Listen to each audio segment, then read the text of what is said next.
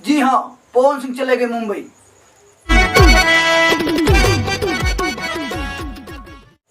जय हिंद दोस्तों, आप सभी का अपना चैनल शेर भोजपुर में स्वागत है। आज वही हुआ, लॉकडाउन धीरे धीरे कम होता जा रहा है। मुंबई में कोरोना केसेस कम होते जा रहे हैं। इसी कारण पवन सिंह जी यानी world famous power star Pawan Singh ji Mumbai के लिए रवाना हो चुके हैं। आप इस तस्वीर के माध्यम से देख सकते हैं।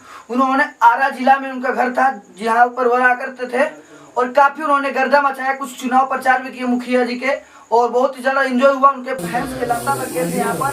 देखते हैं मुंबई में क्या होता है। और आप सभी को बता दूं कि खेसारी लाल यादव और रितेश पांडे जितने भी स्टार कलाकार हैं, सभी के सभी मुंबई पवन सिंह जी से पहले पहुंच चुके हैं और वहां पर अपने अपने फिल्म और गाने के शूटिंग पर व्यस्त हैं और शूट कर रहे हैं। देखते हैं अगला गाना और हॉल खुलते हैं कि नहीं खुलते, क्या माहौल रहता है। तीसरका लहर आना भी है, तो देखते हैं क्या माहौल रहता है, किस किस का फिल्में ब्लॉकबस्टर होती हैं, क्या होती हैं।